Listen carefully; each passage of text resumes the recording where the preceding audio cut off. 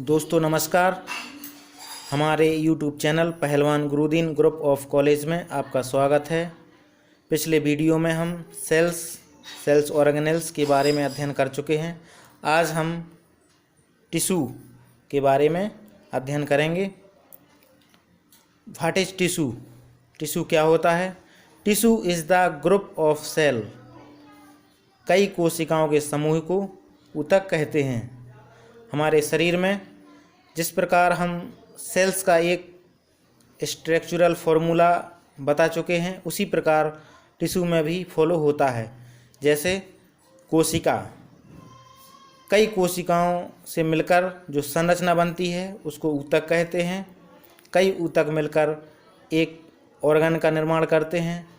कई ऑर्गन्स मिलकर एक ऑर्गन सिस्टम का निर्माण करते हैं। एक ऑर्गन सिस्टम मिलकर के बॉडी का निर्माण करते हैं।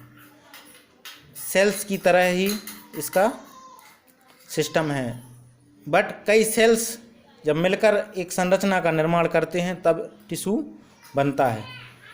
पर्टिकुलर टिश्यू पर्टिकुलर फंक्शन के लिए सेपरेट होता है। चलिए हम बात करते हैं क्लासिफिकेशन ऑफ टिश्यू के बारे में। टिश्यू 4 प्रकार के होते हैं: epithelial tissue, connective tissue, muscular tissue and nervous tissue.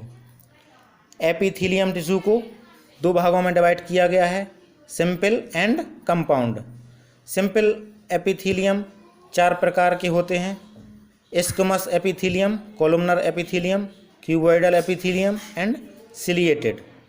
Compound epithelial tissue को फर्दर 2 भागों में डिवाइड किया गया है। स्ट्रेटिफाइड 3 प्रकार का होता है: stratified squamous, stratified columnar, stratified cuboidal.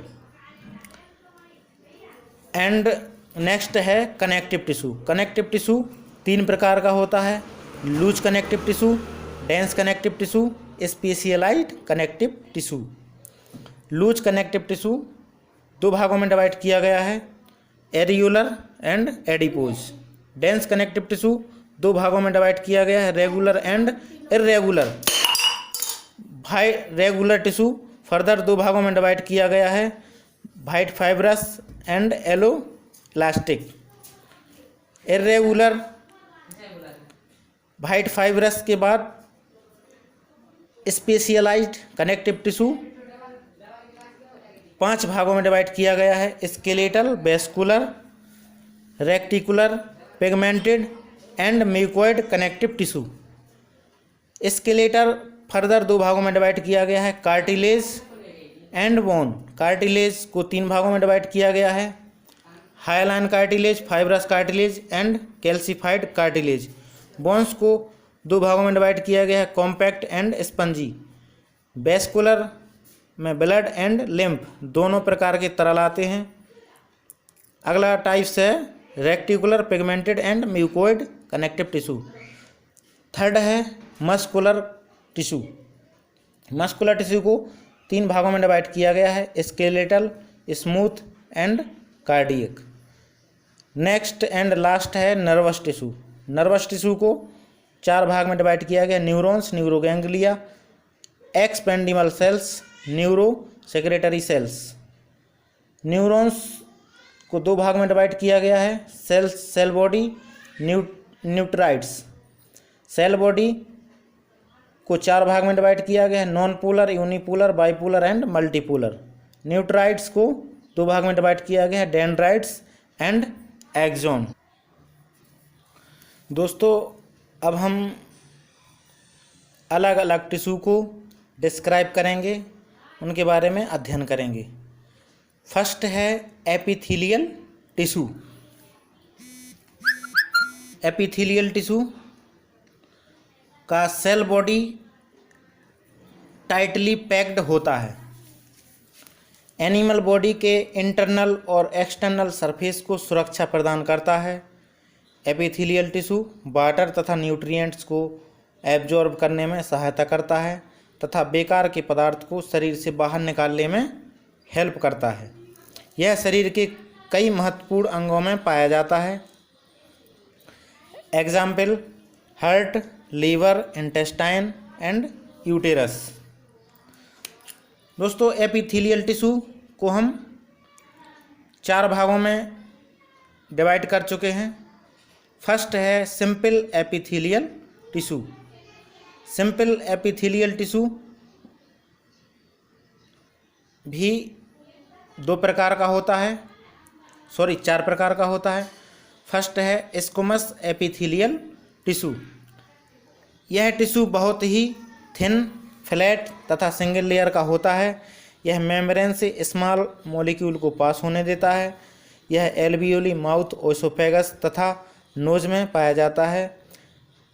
कार्य बाहरी चोट से बचाना, बाहरी केमिकल तथा जर्म को अंदर आने से रोकना। ये जो स्ट्रक्चर देख रहे हैं ये एपिथेलियम के स्ट्रक्चर हैं, स्क्वैमस एपिथेलियम के स्ट्रक्चर हैं। इसकी जो स्ट्रक्चर होती है शल्काकार होती है और एक छोटी सी लेयर होती है जो कि बाहरी आवरण alveoli, mouth, oesophagus and nose का निर्माण करता है। नेक्स्ट है कॉलमनर एपिथेलियल टिश्यू, स्तंभाकार एपिथेलियल टिश्यू। इनके सेल स्ट्रक्चर में चौड़ाई से ज़्यादा ऊंचाई होती है। कॉलमनर एपिथेलियम बैक्टीरिया के लिए इम्परमिएबल मेम्ब्रेन बैरियर तथा आयंस के लिए परमिएबल बैरियर का काम करते हैं। यह स्टमक तथा सेल, स्मॉल इंटेस्टाइन तथा कोलन में पाया जाता है। इसका मेन फंक्शन एब्जॉर्प्शन तथा सिक्रेशन करना है। नेक्स्ट है क्यूबॉइडल एपिथेलियम मीन्स घनाकार।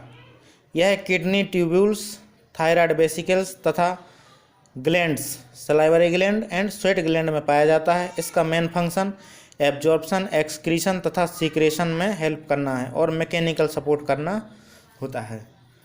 ये जो स्ट्रक्चर देख रहे हैं ये कॉलमनर एपिथेलियम का है, ये क्यूबॉइडल का है। कॉलमनर स्ट्रक्चर थोड़ा सा हाइटली होता है। ये जो स्ट्रक्चर देख रहे हैं क्यूबॉइडल एपिथेलियम घनाकार होता है, राउंड शेप में होता है। कॉलमनर एपिथेलियम स्क्वैमस एपिथेलियम की अपेक्षा लंबाई में ज़्यादा होता है।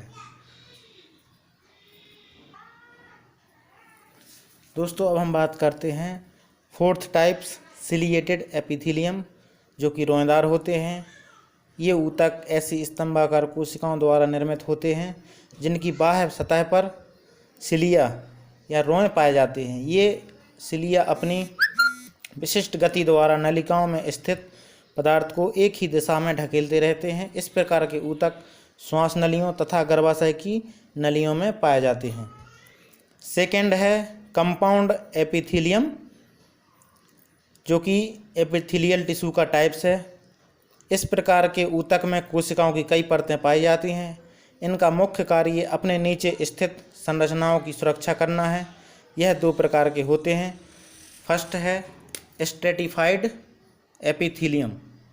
यह हमारे शरीर की एक्सटर्नल स्किन को ढकता रहता है। यह मल्टी लेयर में अरेंज होता है।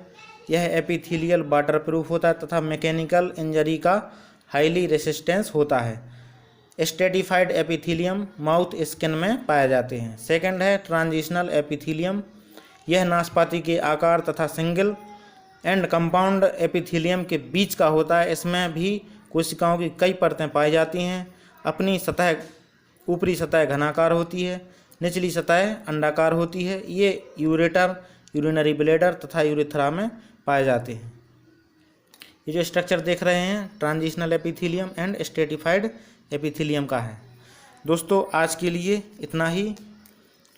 आपसे फिर से रिक्वेस्ट है, अभी तक आपने हमारा चैनल सब्सक्राइब नहीं किया है तो प्लीज़ सब्सक्राइब करें।